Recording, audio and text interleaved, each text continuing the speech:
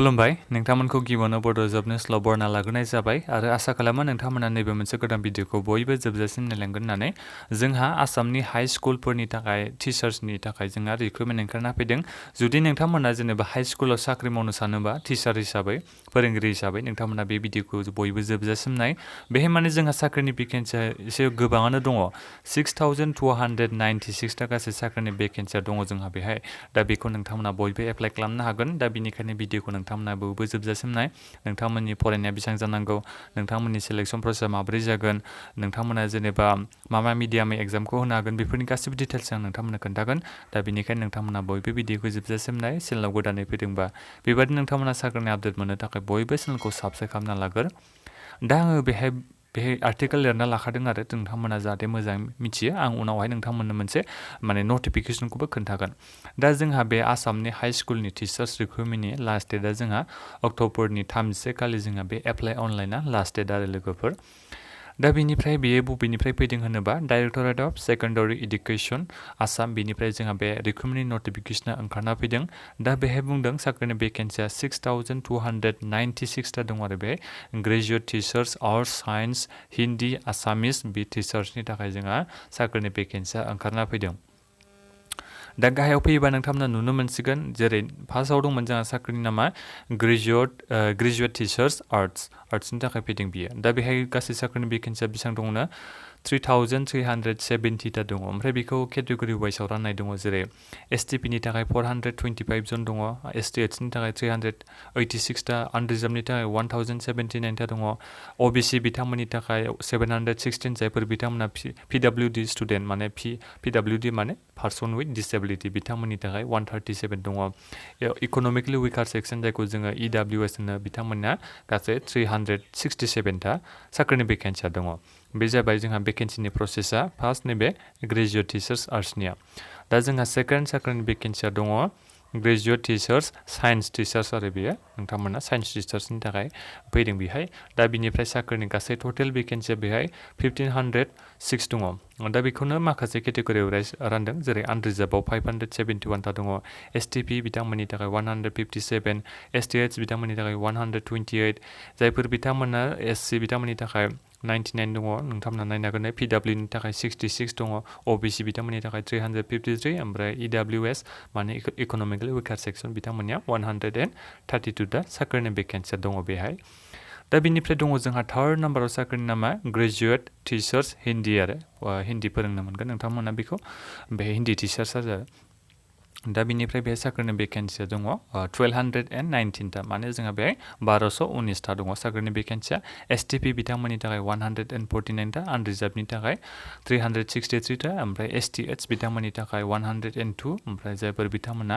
SC केटेगरियाव गोलैयो बिथांमोननि थाखाय 111 टा दङ पिडब्लिउनि थाखाय 55 ओबिसि बिथांमोननि थाखाय 335 इडब्लिउएस बिथांमोननि थाखाय 107 टा दङ दा बेखौ आं नोंथांमोना डिटेल्सै खोन्थाखादों दे नोंथांमोना जाहाथे जेबो प्रब्लेम जाया एप्लाइ खालामनाय समाव जाहाथे गावबागाव केटेगरि वाइसै एससि एसटि बेसेबां दङ भेकेन्सिफ्रा बेखौ मिथिनो हाखायो बिनि थाखाय आं नोंथांमोना बेखौ डिटेल्सै खोन्थाना होनाय जादों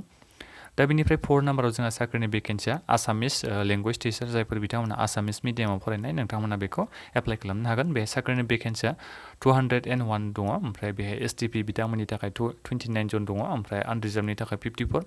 एसटिएच बिथांमोननि थाखाय 26 इडब्लिउएस बिथांमोननि थाखाय 14 ओबिसिनि थाखाय 39 पिडब्लिउडि माने पार्सनेल डिसेबिलिटि बिथांमोननि थाखाय 30 टा गासै पस्ट दङ आरो बे आसामिस लेंगुवेज टिचार्सनि थाखाय नोंथांमोना सोरबाफोर जेनेबा एसटिआनो जा नोंथांमोना सोरबाफोर बर'फोरबाबो जेनेबा आसामिस मिडियामाव फरायदोंबा नोंथांमोना बे आसामिस लेंगुवेजनि थाखाय आसामिस फोरोंनो थाखाय माने एप्लाइ खालामनो हागोन मास्टार साख्रिनि थाखाय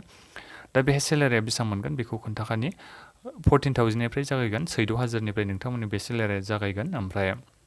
60,500सिम जाहैगोन आरो नोंथांमोनाथ' मिथिखागौ मास्टारनि सेलारिया जोंहा बारायलांबाय थागोन बेसेबां जाहैगोन होनदों आरो 60,500सिम आरो नोंथांमोना ग्रेड पे हिसाबै 8,700 मोनगोन आरो बेजों लोगोसेनो माखासे एलावेन्सबो दंफायो नोंथांमोना जेनेबा गारिफोरजों फैनांगौ जायोबा एबा रुमफोर थानानै जेनेबा साख्रियाव फैनांगौ जायोबा बेफोरनि गासैबो फैसाखौ नोंथांमोना गभर्नमेन्टनिफ्राय मोनगोन आरो आलदायैनो आरो नोंथांमोना बे सेलारिनि आलदायैनो बे जाहैबाय जोङो लोगोफोर सेलारिनि गासैबो बेलायाव दाना जोंहा फैदों फरायनायनि बेलायाव फरायनाया बेसेबां जानांगोन एप्लाइ खालामनो थाखाय बेयो फैदो आरो दानिया दा जोंहा फार्स्टआवनो दंमोन ना graduate teachers arts and science मोननै दंमोन नालाय मोनसेया जाबाय आर्ट्सनि ओमफ्राय मोनसेया साइन्सनि दा बे graduate teachers arts and science बे मोननैखौ एप्लाइ खालामनोबा नोंथांमोननि फरायनाया मा जानांगोन ना ग्रेजुवेट टिचार्स आर्ट्स जानो थाखाय मा जानांगोन केन्डिडेटआ must be first arts commerce graduate or post graduate जायखिजाया नोंथांमोना मा जानांगोन ना बेखौ एप्लाइ खालामनोबा ग्रेजुवेट टिचार्स जानोबा आर्ट्स एबा साइन्सनि नोंथांमोना आर्ट्सजों नङाबा कमार्सजों जायखिजाया ग्रेजुवेट पास जानाय जानांगोन ना नङाबा पोस्ट ग्रेजुवेट जानाय जानांगोन ना आर्ट्स नङाबा कमार्सजों अब्लासो नोंथांमोना बेखौ एप्लाइ खालामनो हागोन आरो बेजों लोगोसेनो मा जानांगोन ना नैबे बुंबावदों नै 50% मार्क थाथारनांगोन खमथारबाबो नोंथांमोना बे माबायाव आरो ग्रेजुवेसनाव अब्लासो नोंथांमोना बेखौ एप्लाइ खालामनो हागोन आरो नैबे बुंबावदों माखासे बेजों दं एन्ड आरो नैबे बुंदों बेचलर अफ इडुकेसन नोंथांमोना माने बिएड लानाय जानांगोन बेखौ एप्लाइ खालामनोबा बिएड थानांगोन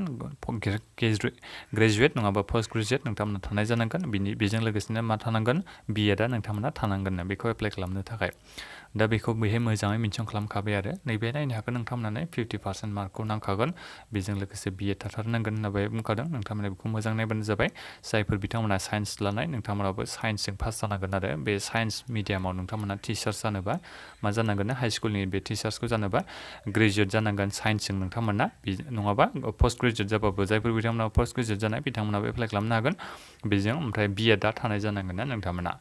ग्रेजुवेट पास जानांगोन साइन्स लानानै ओमफ्राय नोंथांमोना बिएड जानांगोन आरो बिएड पास जानाय जानांगोन जायफोर बिथांमोना बे science teachers high school science teachers जानो थाखाय एप्लाइ खालामोबा दा बे जाहैबाय जोंहा फरायनायनि बेलायाव बेफोरखौ नोंथांमोना माखासेखौ एसे डिटेल्सै होबावदों पिडाब्लिउडि एबा टेटनि बागै बे एसे मेनसन खालामदों नोंथांमोना बेखौ नायनो हागोन दाना फैदो जोंहा सेकेन्ड नाम्बाराव ग्रेजुवेट टिचार्स हिन्दी टिचारनि थाखाय फैदों नालाय बेहाय फरायनाया नोंथांमोना सेम टु सेमानो बेहाय नोंथांमोना मा जानांगोन ने प्रबिन रत्ना इन हिन्दी बे लानाय जानांगोन ना 50% नोंथांमोना बे थानांगोन ना मार्कआ नोंथांमोनाथ' बयबो मिथिखागौ बेखौ जेनेबा जायफोर बे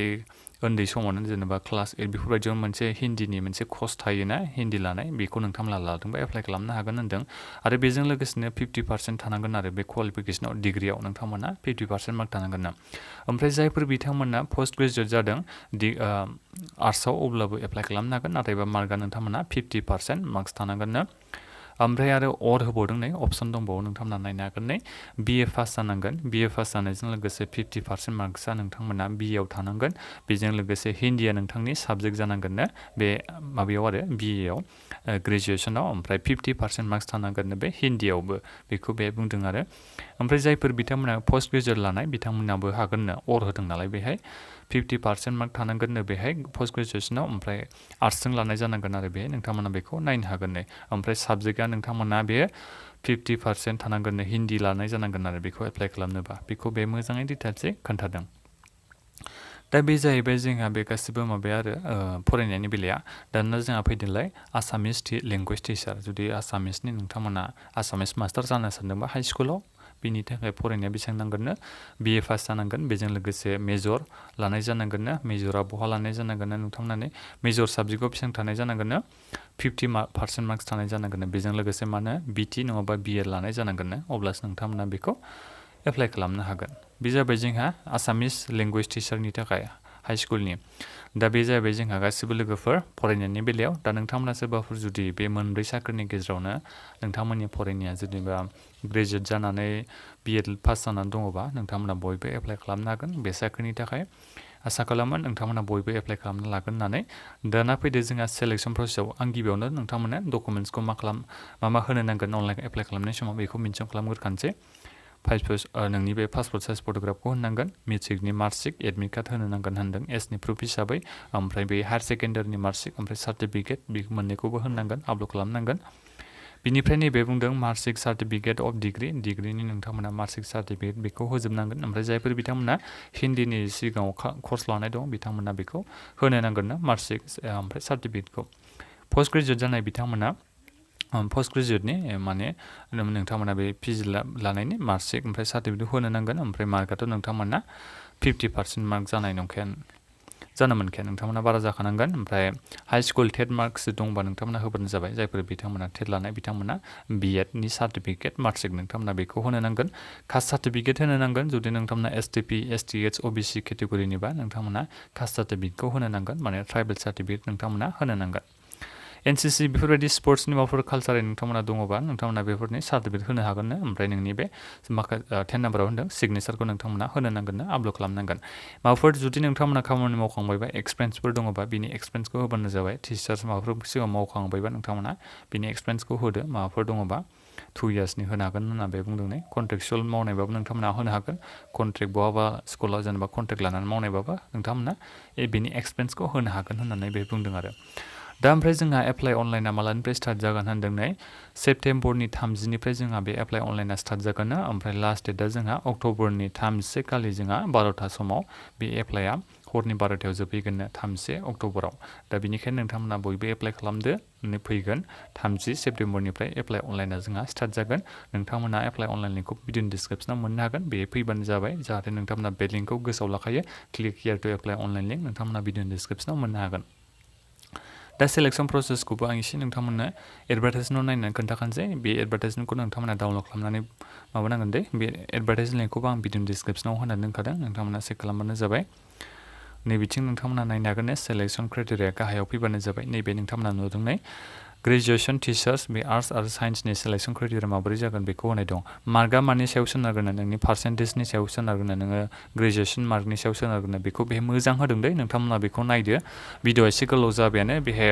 मार्कनि सायाव जाजोबगोन बे नोंथांमोना नायबानो जाबाय सेलेक्सन क्राइटेरिया माबायदि जागोन बेखौ बेहाय मोजाङै होखादों नोंथांमोना बेखौ मोजाङै नाय बयबो मार्कआ बेसेबां मानि सायाव जागोन नोंनि बे ग्रेजुएसन पोस्ट ग्रेजुएसन बिएडनि फाइनाल मार्कनि सायाव जाजोबगोन होनना बे बुंदों नोंथांमोना बेखौ बयबो नाय एक्सपिरियेन्स सार्टिफिकेट बेफोरखौबो नोंथांमोना होफाजोबबानो जाबाय नोंथांमोना इम्परटेन्स मोननो हायो बिनि थाखाय दा बेहाय बेखिनियानो आरो नोंथांमोना माबाफोर सोंनांगौ दङबा भिडिअनि कमेन्ट बक्सआव कमेन्ट खालामदो ओमफ्राय बे सेलेक्सन प्रसेसखौ एसे नोंथांमोना मोजाङै नायबावबानो जाबाय बेहाय आरो जेबो गैया मात्र नोंनि बे मार्कफ्राल' मोजां जानांगौ ग्रेजुवेट पोस्ट ग्रेजुवेट एबा बिएडआव नोंथांमोननि मार्कआ एसे मोजां थाबानो नोंथांमोना बे साख्रिनि थाखाय एप्लाइ खालामनो हागोन आसा खालामो नोंथांमोना जुदि फरायनाया दङबा एप्लाइ खालामगोन होननानै साख्रिनि जोंहा भेकेन्सियाबो एसे गोबांथार नालाय दा बेनिखायनो नोंथांमोना बयबो एप्लाइ खालामनो नालाय बिराद मोजां चान्स आरो बियो दा बेखिनियानोमोन भिडिअखौ नोंथांमोना लोगोफोरनो बयनोबो शेयार खालाम जाहाथे बे गासिबो बे फरायनो गोनांफ्रा एप्लाइ खालामनानै लानो हायो माबाफोर सोंनांगौ दंबा कमेन्ट खालामदो आरो बेबायदिनो आपडेट मोननो थाखाय नोंथांमोना बयबो चेनेलखौ साबस्क्राइब खालामनानै ला गोजोन्थों